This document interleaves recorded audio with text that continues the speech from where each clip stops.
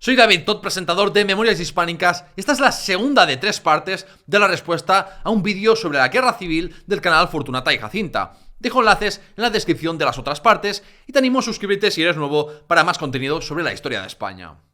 En esta ocasión responderé a barbaridades históricas de la señora Paloma Hernández sobre la Iglesia en la Segunda República, las elecciones de 1936 y la violencia de los meses antes del golpe del 18 de julio. ¡Empecemos! Este programa de demolición de las tradiciones españolas, en particular de las religiosas, fue expuesto públicamente por Azaña en Madrid, en su famoso discurso «España ha dejado de ser católica». Es decir, Azaña hablaba y actuaba como un político normativo, que amparado por la fuerza del grupo, decidió legislar en una dirección antiespañola y anticatólica, aunque dicha dirección atentara contra la realidad histórica y social de la España de 1931. Es increíble cómo algunos seguís manipulando las palabras de Azaña, sacándolas completamente de contexto. En un momento trataré la cuestión histórica, pero antes no puedo evitar preguntarme: ¿vas a misa los domingos y rezas cada día? ¿O eres la típica nacionalista española que la arpea de católica por un tema puramente identitario y luego no cumple ninguna de las obligaciones que marca esta fe? Es que precisamente el problema que ha tenido España durante siglos son los integristas católicos, aquellos que quieren forzar a todo español a ser católico o si no le quitan su españolidad. Las derechas católicas calificaban de radicales, sectarias y anticatólicas medidas que ampliaban las libertades de los ciudadanos en vez de quitarlas, tales como la libertad de culto, la separación de Iglesia y Estado, la enseñanza laica o el divorcio. Luego, los nacionalcatólicos sois los primeros en poner el grito al cielo contra los musulmanes por el islamismo radical o que España y Europa se islamizan, y defendéis exactamente esa misma actitud totalitaria de imponer una religión a toda la sociedad, solo que con el catolicismo en España. Pero en fin, yendo a la historia, que aquí es lo que importa, para los años 30 la mayoría de los países europeos ya se habían secularizado. Es decir, se habían tomado medidas como el reconocimiento de la libertad religiosa o que la Iglesia no recibiera dinero público. España era de los pocos países europeos que aún no lo había hecho. E igual que ocurrió en otros países europeos, habría resistencias porque, obviamente, quien ha gozado de privilegios políticos, económicos y sociales no los abandona sin rechistar. Pero eso no significa que no debiera llevarse a cabo la secularización. Numerosos integristas religiosos ocupaban sedes episcopales españolas en 1931. Isidro Gomá, de Tarazona, que luego fue arzobispo de Toledo y por tanto primado de España, rechazó de plano los principios de la democracia y era un verdadero teócrata. Y el que lo precedió en el arzobispado de Toledo fue Pedro Segura, que publicó una pastoral haciendo un llamamiento a un levantamiento violento contra la República para restaurar la monarquía. Fue debido a esta pastoral incendiaria de la figura más importante de la Iglesia en España que ocurrieron las famosas quemas de conventos de Mayo. Los ánimos en torno a la cuestión religiosa se caldearon y se convirtieron en un tema político central en las Cortes Constituyentes. El presidente de la República, el católico liberal y moderado Niceto Alcalá Zamora, negoció con la Santa Sede. Pero paralelamente, la comisión redactora de la Constitución, presidida por el socialista Luis Jiménez de Asúa, fue más allá de lo que hablaban Alcalá Zamora y la Santa Sede y proponía un artículo según el cual el Estado disolvería todas las órdenes religiosas y nacionalizaría sus bienes. En este contexto caldeado, desde el Vaticano forzaron la dimisión del arzobispo Pedro Segura para rebajar las tensiones. Tras eso, la comisión redactora de la Constitución aprobó por un estrecho margen de 11 votos contra 8 suavizar la propuesta religiosa. Pero luego los socialistas dieron marcha atrás y presentaron un voto particular con el apoyo de los radical socialistas para volver al texto anterior. Las cláusulas referentes a la Iglesia católica y religión se debatieron en las Cortes Constituyentes en la noche del 13 al 14 de octubre de 1931. Manuel Azaña, en contra de la enmienda socialista y radical socialista, que era demasiado anticlerical, convenció a los miembros de su partido Acción Republicana para votar en contra de la propuesta de disolver todas las órdenes religiosas y nacionalizar sus bienes. Y fue entonces, en el debate, cuando pronunció su famosa frase afirmando que España ha dejado de ser católica. Con su discurso defendía los artículos secularizadores de la Constitución siguiendo el modelo de la Tercera República Francesa. La Constitución de 1931 debía reflejar la realidad histórica y sociológica de España en aquel momento. Y eso significaba que no podía dictar que la religión católica era la única de la nación española, como habían hecho otras constituciones previas, porque buena parte de la población ya no era creyente. Esto incluso lo reconocía el cardenal Gomá en numerosos escritos, expresando que había poco católico de verdad ya en España. Pero supongo que tenemos que hacer más caso a la señora Paloma Hernández, que sabrá más que numerosos testimonios de religiosos y no religiosos de la época. Voy a citar algunas partes importantes del discurso de Azaña para entenderlo. Cita: la revolución política, es decir, la expulsión de la dinastía y la restauración de las libertades públicas, ha resuelto un problema específico de importancia capital. ¿Quién lo duda? Pero no ha hecho más que plantear y enunciar aquellos otros problemas que han de transformar el Estado y la sociedad española hasta la raíz. Estos problemas, a mi corto entender, son principalmente tres. El problema de las autonomías locales, el problema social en su forma más urgente y aguda, que es la reforma de la propiedad, y este que llaman problema religioso, y que es en rigor la implantación del laicismo del Estado con todas sus inevitables y rigurosas consecuencias. Ninguno de estos problemas los ha inventado la República. La República ha rasgado los telones de la antigua España oficial monárquica, que fingía una vida inexistente y ocultaba la verdadera. Detrás de aquellos telones ha fraguado la transformación de la sociedad española, que hoy, gracias a las libertades republicanas, se manifiesta, para sorpresa de algunos y disgusto de no pocos, en la contextura de estas cortes, en el mandato que quieren traer y en los temas que a todos nos apasionan. Yo no me refiero a las dos primeras, me refiero a esto que llaman problema religioso. La premisa de este problema, hoy político, la formulo yo de esta manera: España ha dejado de ser católica. El problema político consiguiente es organizar el Estado en forma tal que quede adecuado a esta fase nueva e histórica del pueblo español. Que haya en España millones de creyentes, yo no os lo discuto. Pero lo que da el ser religioso de un país, de un pueblo y de una sociedad no es la suma numérica de creencias o de creyentes, sino el esfuerzo creador de su mente, el rumbo que sigue su cultura. Fin de la cita. Por tanto, es falso que la izquierda republicana, que representaba Azaña, negase que existieran millones de españoles católicos, ni propugnaba un programa político decidido a destruir la Iglesia. Simplemente se trataba de quitar privilegios a la Iglesia, por ejemplo, económicos, políticos y en la enseñanza, desde donde adoctrinaban, y reconocer en la Constitución la pluralidad de la España de 1931, algo que a algunos aún nos cuesta de aceptar. El cardenal y arzobispo de Tarragona, Vidal y Barraquer, comunicó a Pacelli, que entonces era secretario de Estado del Vaticano y futuro Papa Pío XII, que el discurso de Azaña había sido, cita, el lazo de unión de partidos republicanos hacia una fórmula no tan radical como el dictamen primitivo. Fin de la cita. Y es que con su discurso, y luego presionándoles en privado, Azaña consiguió que los socialistas desistieran en su voto particular y aceptaran el que sería el artículo 26 de la Constitución de 1931. Este artículo expresa que todas las confesiones religiosas serán consideradas asociaciones sometidas a una ley especial, que no recibirán dinero del Estado y que quedarían disueltas solo las órdenes religiosas que en sus estatutos impongan obediencia a una autoridad distinta a la del Estado. Esto era una cláusula contra los jesuitas porque debían obediencia al Papa.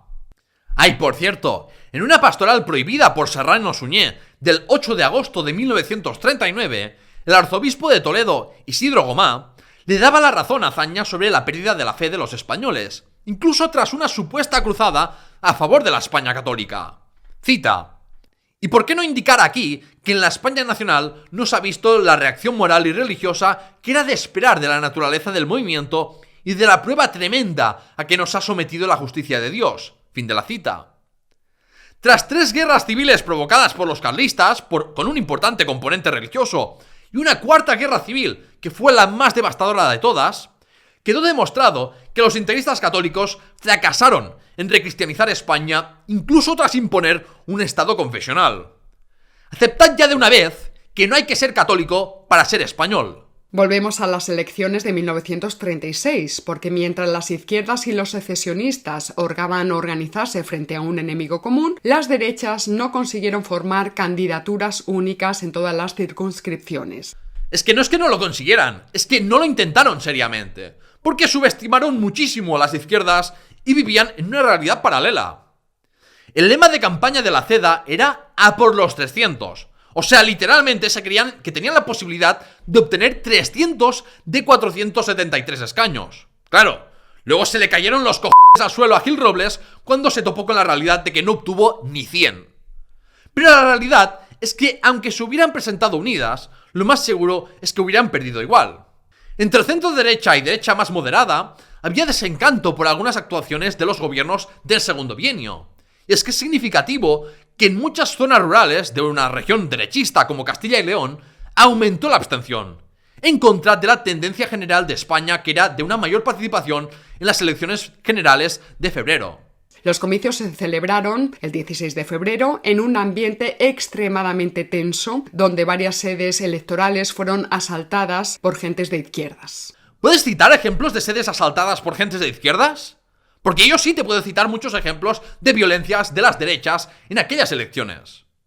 En 116 municipios de la provincia de Toledo hubo denuncias por coacciones, amenazas y agresiones físicas por parte de alcaldes, guardias civiles y capataces. En la provincia de Jaén, los terratenientes instigaron amenazas contra trabajadores del campo con la ayuda de las comisiones gestoras de ayuntamientos, guardias civiles y policías municipales. Los insultaban, detenían o apaleaban por mostrarse a favor del Frente Popular. El cedista filofascista José María Pérez Laborda llevó a 12 jóvenes armados para tomar a punta de pistola numerosas mesas electorales en una comarca de Lugo y provocó varios heridos. En Alicante, varios falangistas agredieron a periodistas del diario El Luchador e incendiaron las imprentas del periódico. En el municipio granadino de Padul tuvo que suspenderse un mitin de candidatos socialistas porque fueron recibidos a tiros por una banda de hombres armados al servicio de un cacique local. Es falso que la violencia fuera mayoritariamente de la izquierda contra la derecha, y fue justo al revés, con la colaboración muchas veces de agentes policiales. Si nos vamos a los asesinados por violencia sociopolítica durante la campaña electoral, hubo 22 muertos entre el 1 de enero y el 15 de febrero. En las elecciones generales del 31 fueron asesinados 21, y en las del 33, 27. Y no por eso veo a nadie de izquierdas cuestionar la victoria de las derechas en 1933.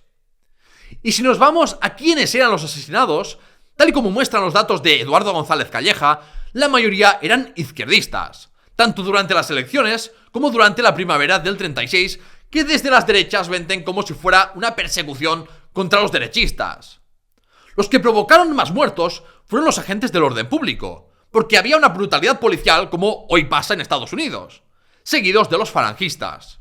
El resultado del primer escrutinio fue muy ajustado. El partido más votado volvió a ser la CEDA, con 97 escaños, por 88 que había conseguido el PSOE.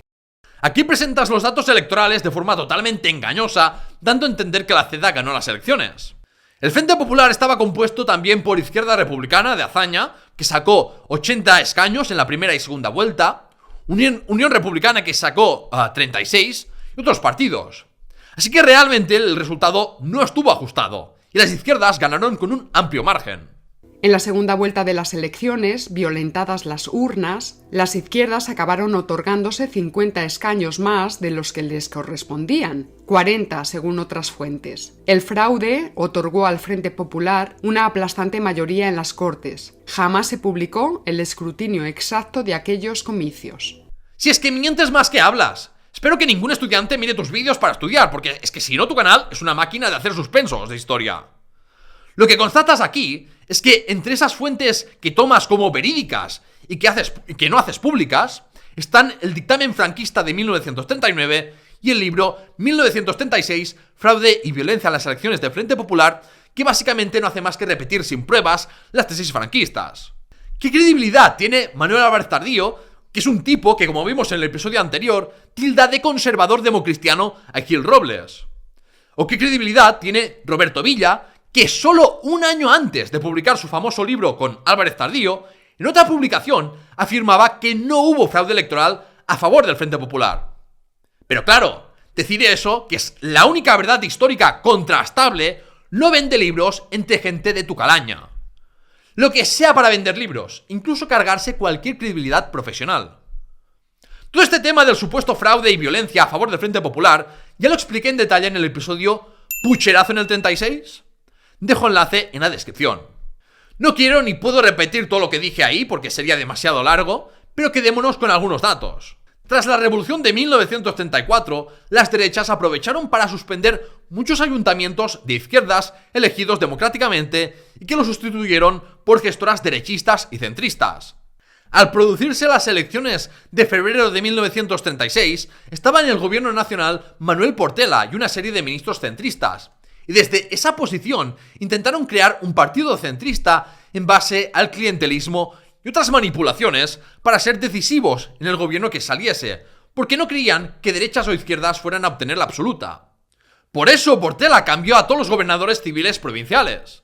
Y es que siempre hay que recordar que quienes tienen el control de las instituciones a nivel nacional, provincial y local, y además tienen un poder económico con el que pueden comprar votos, son los que pueden cometer fraudes a su favor.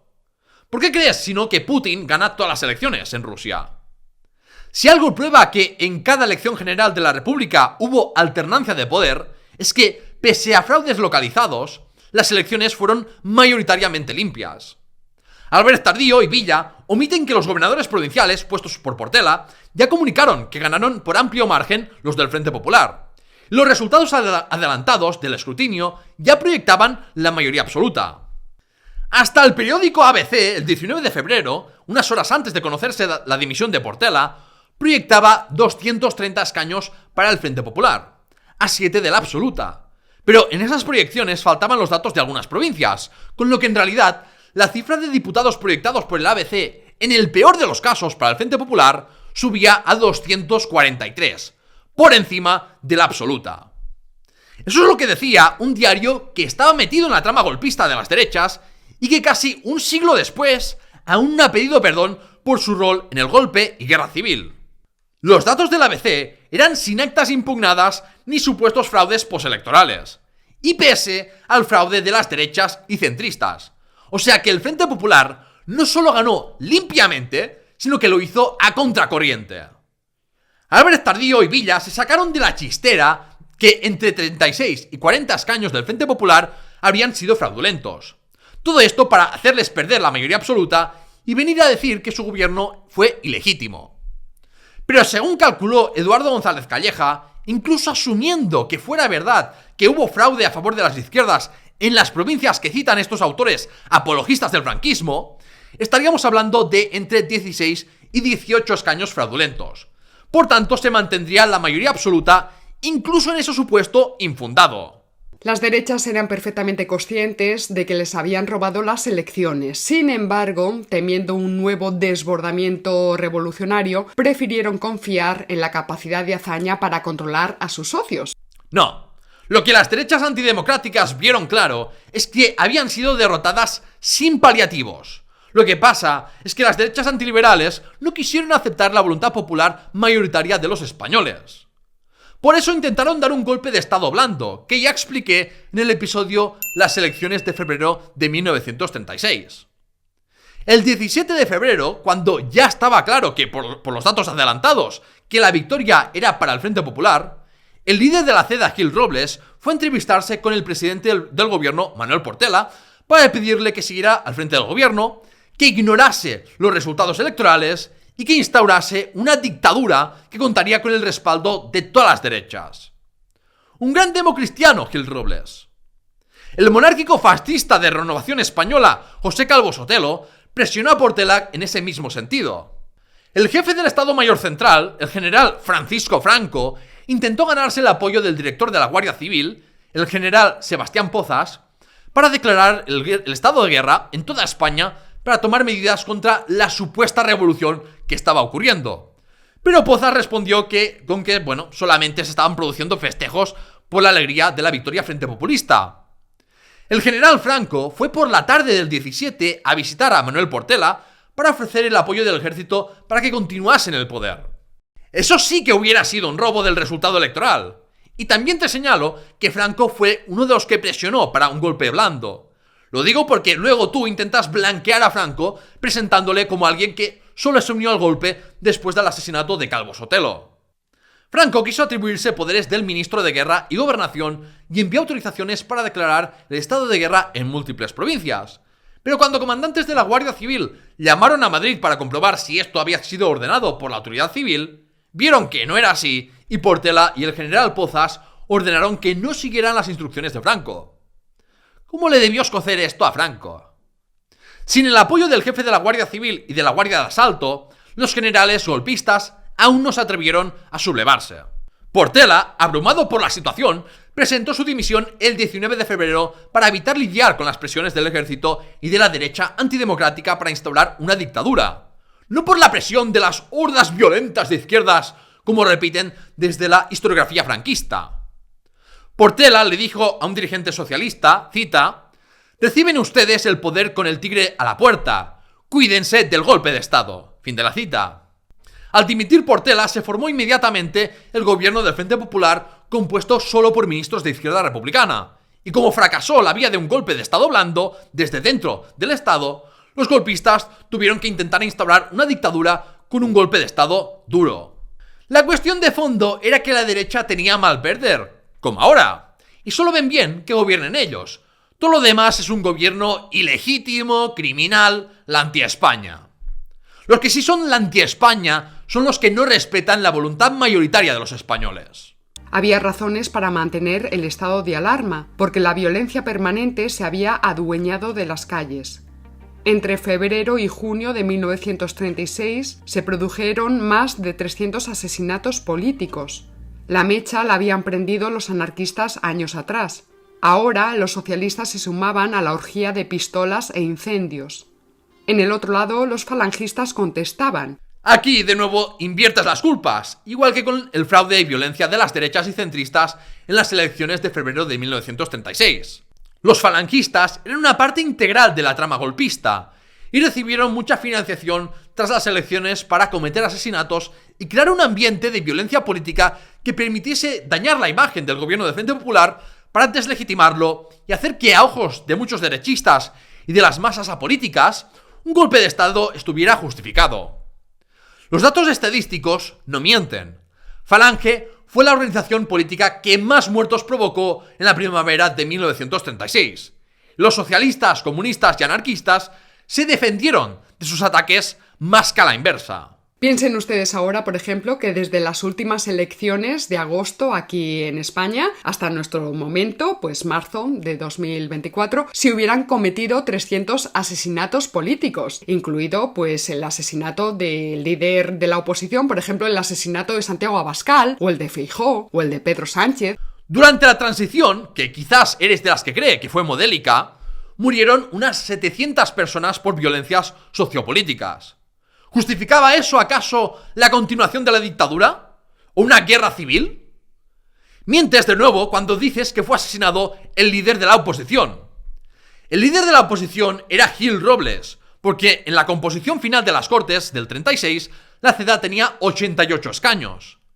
José Calvo Sotelo y su partido fascista y monárquico Renovación Española obtuvo la impresionante cifra de 12 de un total de 473 escaños.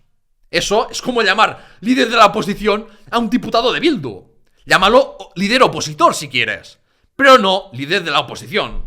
Por cierto, ¿por qué no comentas el intento de asesinato falangista de Francisco Largo Caballero? O el intento de asesinato de Luis Jiménez de Asúa.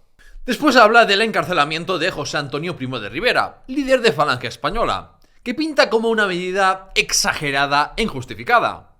Lo mismo dice de la ilegalización meses después de Falange, cuando ella misma reconoce que era un partido financiado por Italia.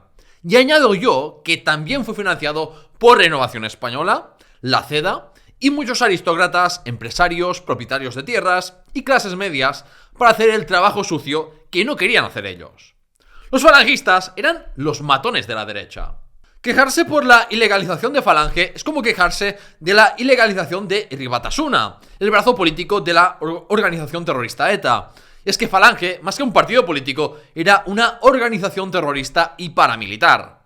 Y es por el hecho de ser la organización política que más asesinatos provocó en la primavera del 36 que fue ilegalizada. Por su parte, el programa del PSOE ya era estrictamente comunista a esas alturas y plurinacionalizador. Proponía transformar el Estado en una confederación de las nacionalidades ibéricas con reconocimiento del derecho a la autodeterminación e incluso a la independencia, o sea, era balcanizador.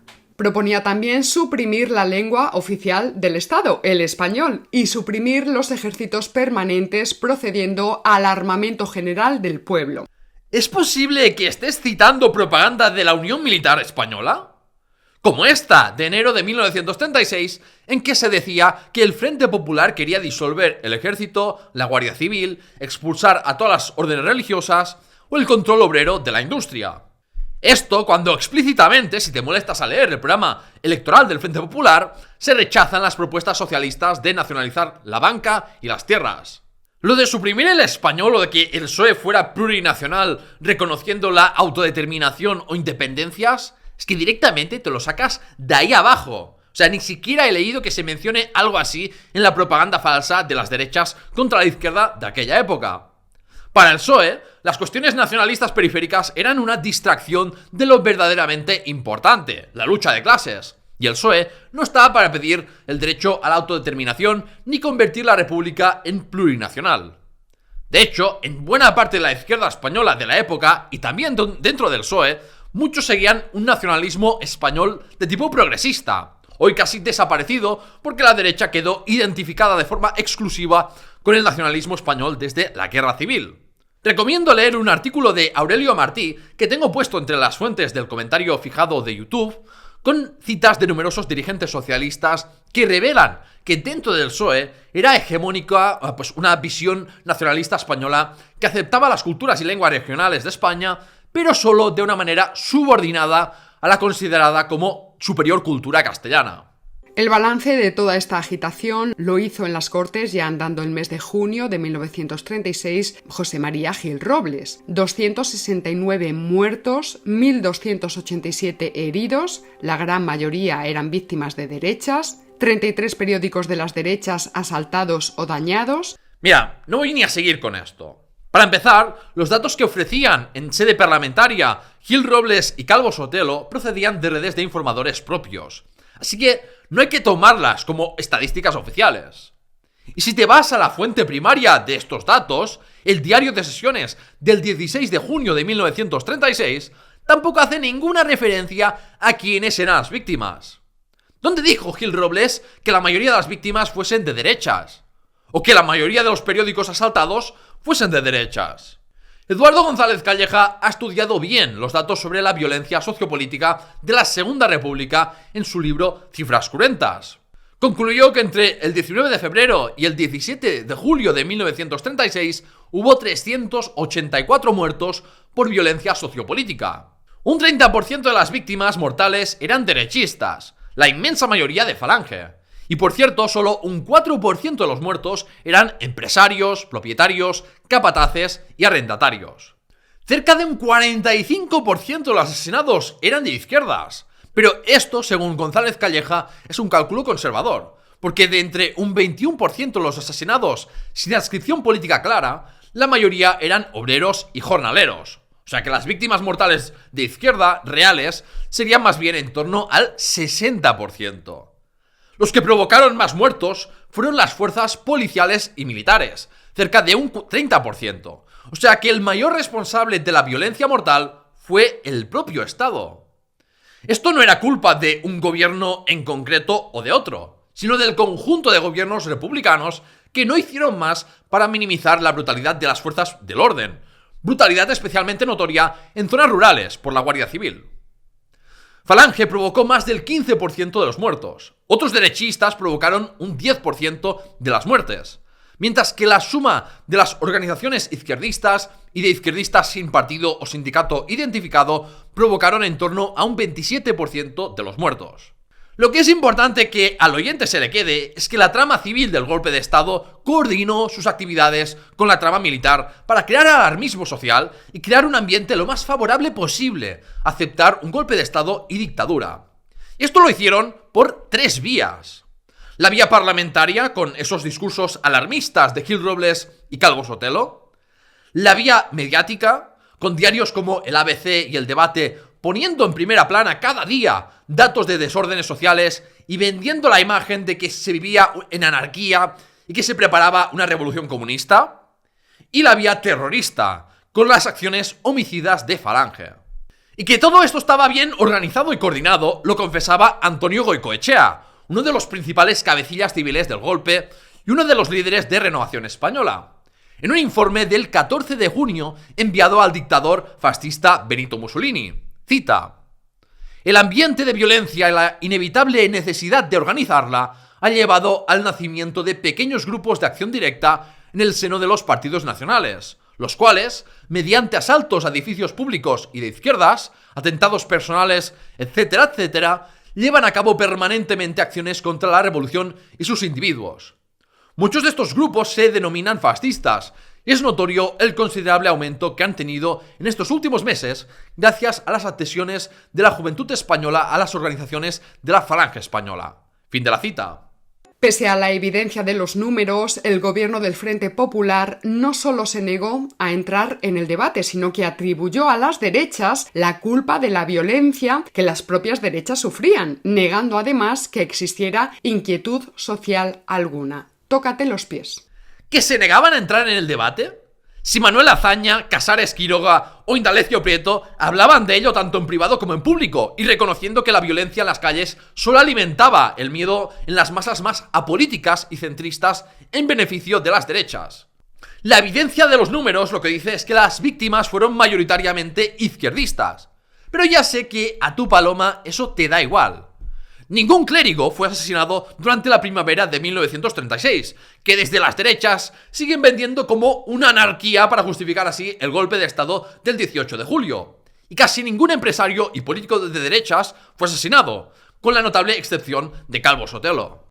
Como buena apologista del franquismo y el fascismo, para justificar a los golpistas dice esto: solo tenían dos opciones, optar por rebelarse o aceptar mansamente su propia aniquilación, puesto que ese era el objetivo del Frente Popular. No tenía intención de dialogar ni chumineces de esas. Como sabemos, optaron por defenderse. ¿Se defendieron asesinando a más de 12.000 sevillanos indefensos? ¿A más de 4.000 extremeños en la ciudad de Badajoz? ¿Se defendieron al matar a más de 4.000 gallegos, a pesar de que tomaron el control de Galicia desde el principio del golpe? ¿Se defendieron al violar a miles de mujeres? O sea, de verdad, los que justificáis a los golpistas merecéis ser tratados como lo que sois: basura traidora antiespañola. No se estaba produciendo ninguna persecución de derechistas, como se ve en los números, ni existía una persecución religiosa porque no murió ningún clérigo en la primavera del 36, ni se estaba asesinando a empresarios y a propietarios día sí día también, antes del golpe de estado. Recuerdo que solo fueron el 4% de los muertos totales. El gobierno del Frente Popular, antes del golpe, estaba solo compuesto por izquierdistas demócratas y apoyada externamente por las izquierdas marxistas para llevar a cabo unas reformas progresistas socialdemócratas. Hay que ser muy malvada, por no decir algo mucho peor, para mentir de esta forma como si estuviera planeada una revolución comunista o hubiera un plan de aniquilación de derechistas. Y vamos a parar aquí porque es que suficientes mentiras he tenido que rebatir hoy y ya me estoy cabreando demasiado. Acuérdate de suscribirte al canal de YouTube y dos podcasts, La Historia de España, Memorias Hispánicas. Apóyame en Patreon o con membresías en YouTube o Spotify o con donaciones en la página web del programa. Y te animo a unirte al Discord. Tienes los enlaces en la descripción. También ahí abajo encontrarás enlaces a las otras dos partes de la videorespuesta a este vídeo de Fortunata y Jacinta. En la tercera parte, que publicaré mañana, desmentiré muchos mitos sobre la trama golpista y los primeros meses de la guerra civil. Gracias por escucharme y ¡hasta pronto!